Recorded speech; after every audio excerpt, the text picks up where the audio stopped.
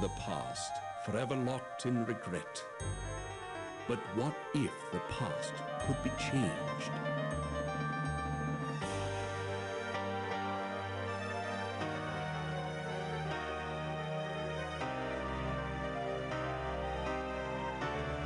"30 years have come and gone since the night that saw the end of a world, my world. The service needed someone on the Titanic. They chose me. I was to wait for a signal from my contact, so I remained in my cabin. I left only once. Georgia was on board. And that's when it came. There'd be no second chance. It was Sunday, April 14th. Too late, you see, for the Titanic, for me.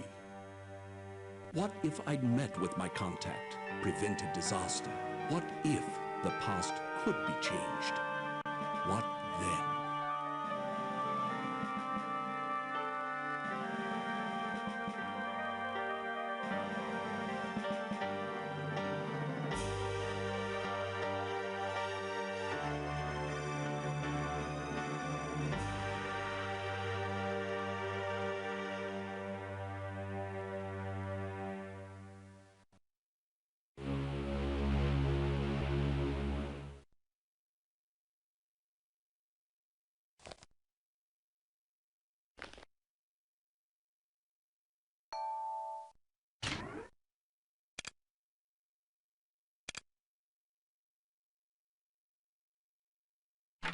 Good evening. I am Smethels, your steward, and, if I may say so, it is good to see you up and about. You've been in your cabin the whole voyage. A touch of the mal de mer, was it? Seasickness can be quite unpleasant, especially if it's one's first crossing. Since you haven't been out of your cabin, may I instruct you on how to get assistance while on board the Titanic? 2,200 on board, and they all want messages delivered promptly. Even if it is 1912, and the Titanic, the most advanced means. The electric camel, an exercise device. They say it is good for the liver. I wouldn't know. It's located in the gymnasium, on the boat deck, on the starboard side. That's the right side, in case you had not been informed. Very good. Have you unpacked? You'll find your trunk key in your bag on the bed. And remember your personal effects, your watch and bag. If you require additional assistance, please ring the bell by the door. Good night.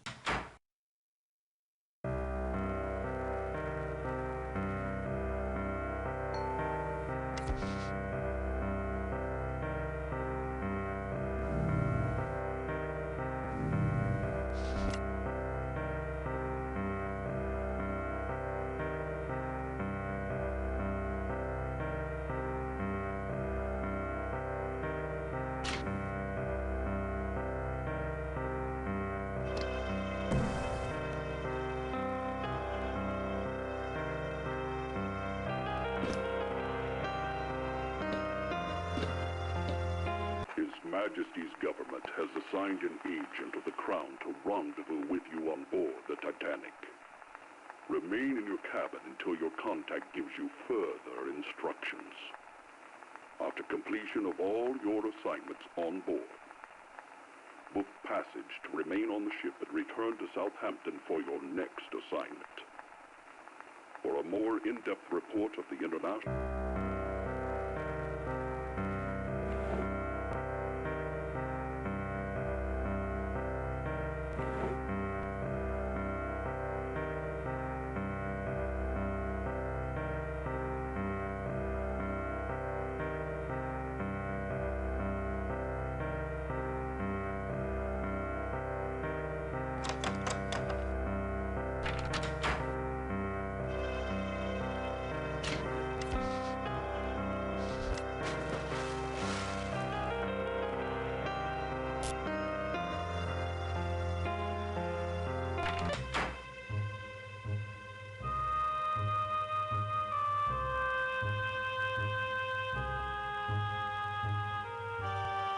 A fine night to be indoors, cold as the dickens outside.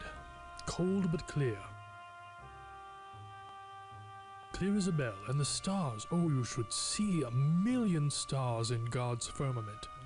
A congregation of light. The name's Trout, the Reverend Edgar Trout. I'm returning from a mission in Africa, to Sunapee, New Hampshire, where I live. Emily, my wife, she's dead. Thank you. We had looked forward to this journey. But she died at Port Said, though it was Nyasaland that killed her. The doctors, you know, never did find all the parasites. We've just ended a hymn sing in the second-class lounge. It's the Titanic's first Sunday afloat. Well, goody. Wait, before you leave, I was wondering, perhaps you'd care to make a donation to our mission in Nyasaland. Sorry to have bothered you. Perhaps another time. Good evening.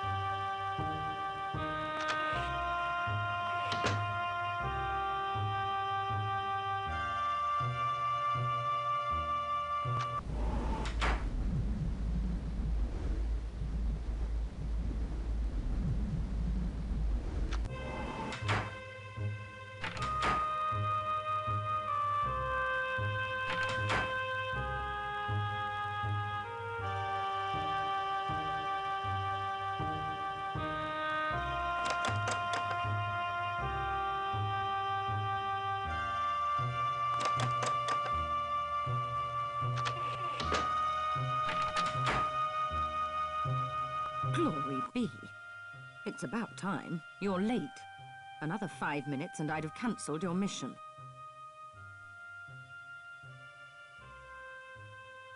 Look at this. A German colonel named Zeitel. He's inspecting their embassies in Havana, Washington, and Mexico City. We know better. 10 days ago, the Bureau got word that Zeitel has in his possession a priceless copy of the Rubaiyat of Omar Khayyam, stolen 2 months ago in Paris after its purchase by a very highly placed member of His Majesty's government. The Rubaiyat's a book, a collection of medieval Persian poetry, a passion of His Lordship's. Poetry. Persians. The German High Command must think it's important enough to have their top man smuggle the lot on board. It's your job to find out. His Lordship's watching this very closely. Very closely indeed. I wouldn't fumble this chance either, unless you fancy spending the rest of your career in some grotty Midlands back office shuffling paper about. Have you seen the report? In your trunk? On the international situation? I'd jolly well read it if I were you. No. He's with a protégé. Name of Heidelitz, I believe. The two spend a great deal of time in the Café Parisien. Nibbling pastries. Get into the wireless room. I don't know or care how. Officer Morrow wouldn't let me in. See if Zeitel's received or sent any telegrams about the Rubai. You've got a cryptograph in your trunk. It'll unscramble the German codes for you. You use the brains God gave you. Watch people. Listen. When you find the Rubaiyat, knock on my door. Cabin F, 34. Use the second-class stairs. You should be set. Remember, this is your big chance. Don't fail.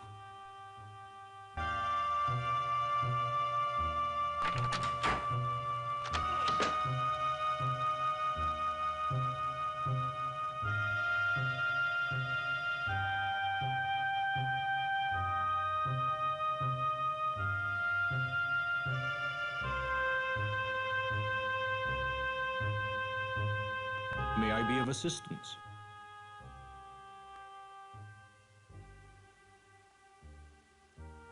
The purser. His office is on C deck, just off the forward grand stairs. The elevator, or lift as we call it, has an attendant who can direct you to various sections of the lifts are located behind the forward grand staircase. Good night.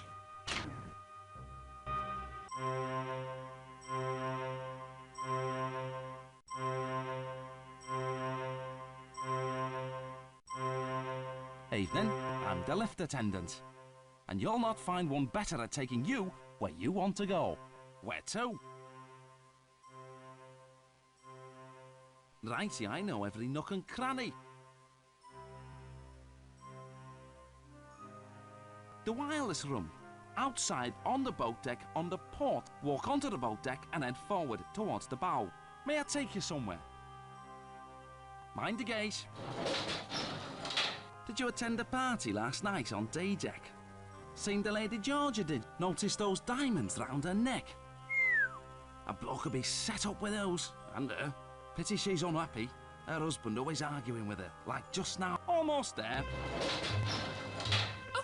Oh, say, would you step? Are you hurt, Hen? No harm done. No harm. I'm so sorry. Trot on my toe. We're the Ghost Joneses from Haltwhistle, you know. How are you finding the crossing? You're English, then? I would have thought American. Oh, my. I didn't mean to insult. Can't hold a thought. Dreadfully large place, America. Brain like as if... All that space and all those immigrants trying to fill it up. I was just commenting to Henry, on a White Star crossing one meets all the right people. While we were just chatting with a delightful elderly couple in the reception, the Strausses. Own a small dry goods store in New York somewhere, called Macy's. On D-deck. Ribena, must you always finish my sentences? You're as jumpy as that American chap, that photographer. Yes, he was just snapping away. Taking pictures of some German colonel and that Englishman. Snap, snap, snap. War's coming, all right. Mark my words. War? How beastly. Will Mr. Burns have to fight? He and his wife, such sweet things. But I do see her point. It is their honeymoon. Why he insists on snapping those photos, I haven't a clue. For God's sake, woman, talk, like a madam in a Rangoon bawdy house. Henry, that's unspeakable. So don't speak then. Yaps louder than a scrum of rabid corgis. Now see here, this Burns chap. If you want to see something interesting, take a look at his pictures. He's on C deck, cabin C, 78.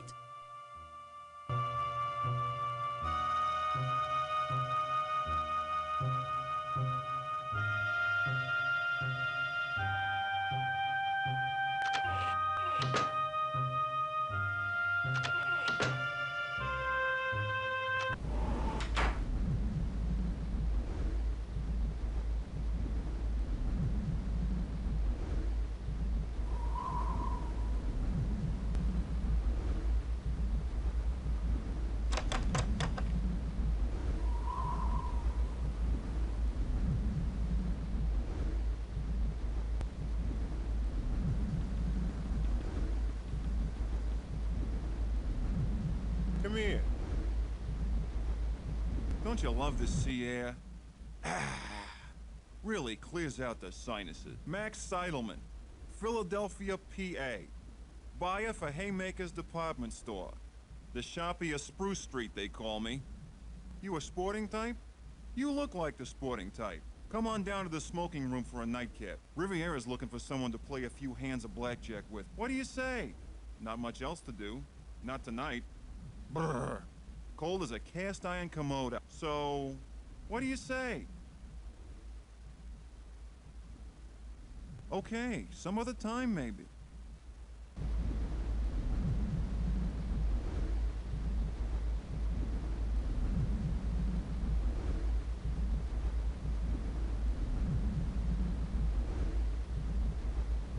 Good evening. Third Officer Morrow here. Sorry, the wireless room's off limits to passengers. No passengers allowed.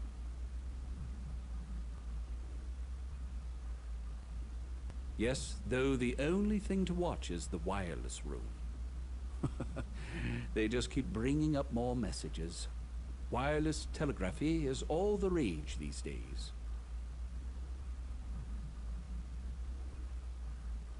Not tonight, I'm afraid. I've got an uneasy feeling. Something seems wrong. Yes, very calm.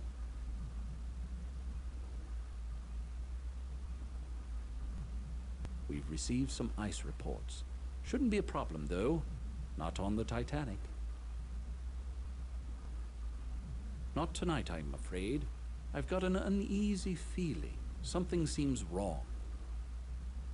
Drink? I don't, and don't care for those who do. Excuse me, would you? I must return to my watch. Good night.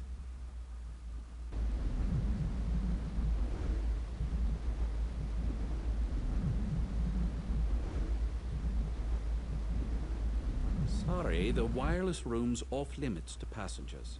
Didn't you hear me? No passengers. That means you. Good night.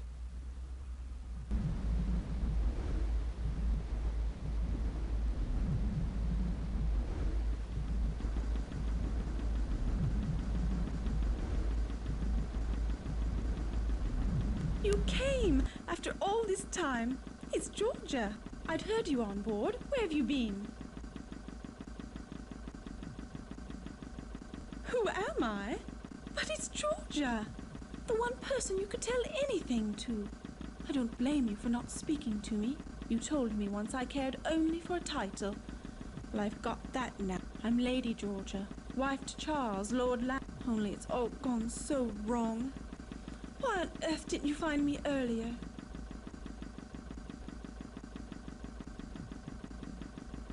It's been 5 years. I'd have waited a lot longer to see you again. Why didn't you tell me where you'd gone? Dina hadn't a clue, nor did Jack.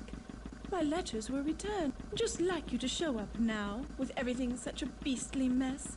You must help me. You've no doubt heard the rumors. I won't deny most of them. I can't. Even if the money's gone, I won't give the diamonds to Charles. These are all that remains. My insurance for a new life without Charles or Saoirse. Saoirse? The owner of the Barbican Gallery? We're friends. Of a sort. He's sailing on the Titanic, taking some paintings to New York to sell. Please. I mustn't talk any longer. Take it. Take the necklace. It's my only chance now. Keep it for me. And don't tell Charles you have it. You can't know what he's like.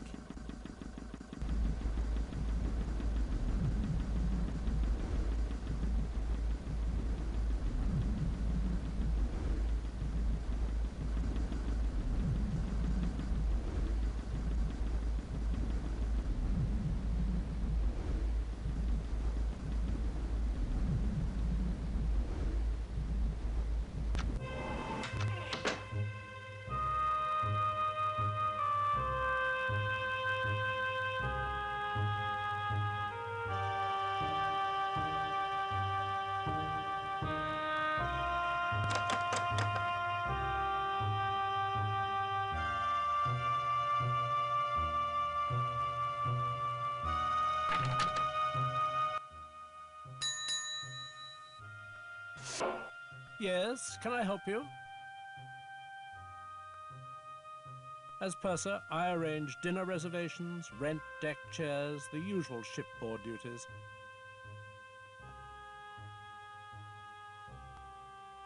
Five? Who are you, anyway? I haven't seen you about, and I've the passenger list. We've already had trouble with one lady in second who's tried crashing first class. Certainly not.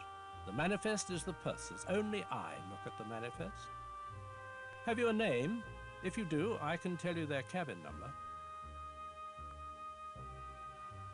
Mr. Barbican, try cabin A14. I live to serve.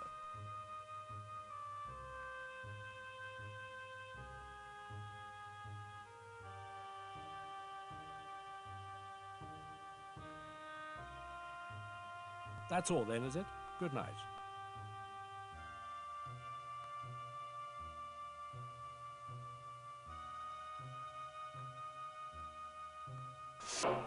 Only I'm allowed to access the cargo manifest. What do you want? Glad to be of good night.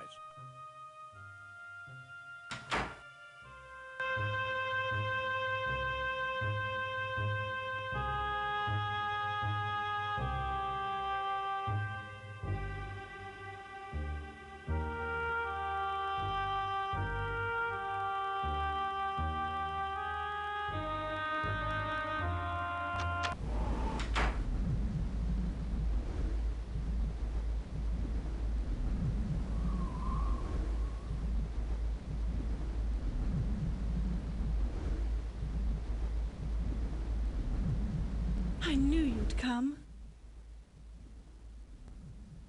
Charles received a telegram from the solicitors. Our estate's to be sold off. He asked about the necklace I gave you. I told him I left it with a purser. Don't say anything to him or Sasha. Not him and his group of...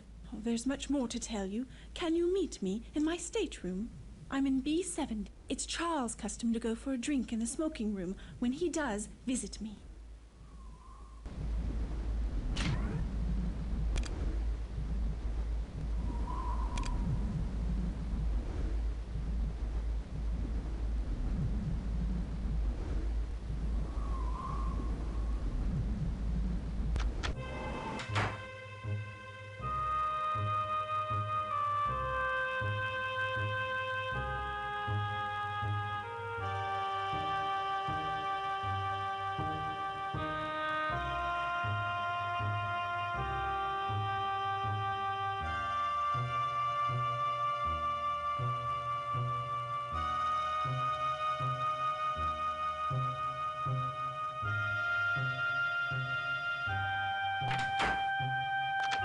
Yes?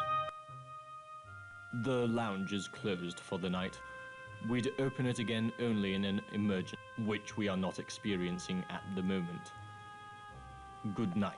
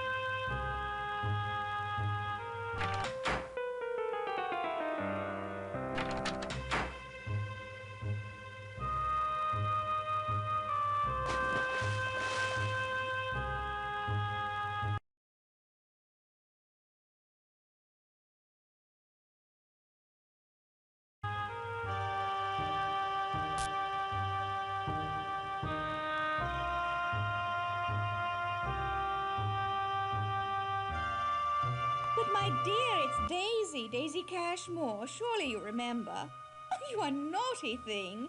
Don't think I didn't know you'd snuck on at Cherbourg. Smethels told me all about it. The old boy's always dripping with news. Heard about Lord and Lady Lambeth. Ruined utterly. Scarcely enough left for appearances, I'm told. I always liked Georgia. Married Charles for his name and his fortune, sensible girl. But she's made her nest. Now she must live in it. Well, my dear, I have a little favor. A tiny one. Tonight at dinner, a man I don't know was making eyes at me. Be an absolute darling and find out who he is. Look him up in the passenger list. All I know are his initials, GQC. The list's someplace. Find it. I'll wait right here. Tom!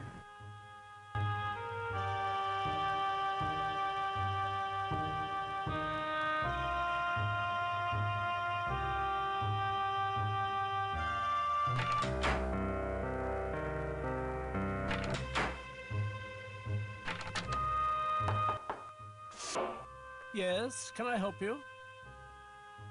As purser, I arrange dinner reservations, rent deck chairs, the usual shipboard duties. Have you a name? If you do, I can tell you their cabin number.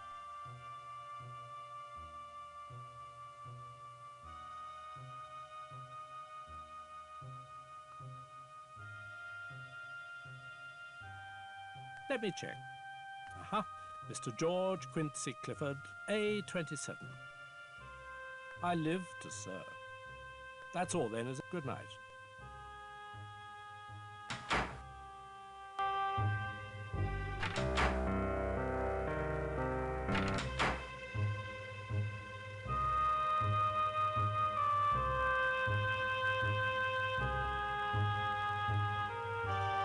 Did you get it? Get his name?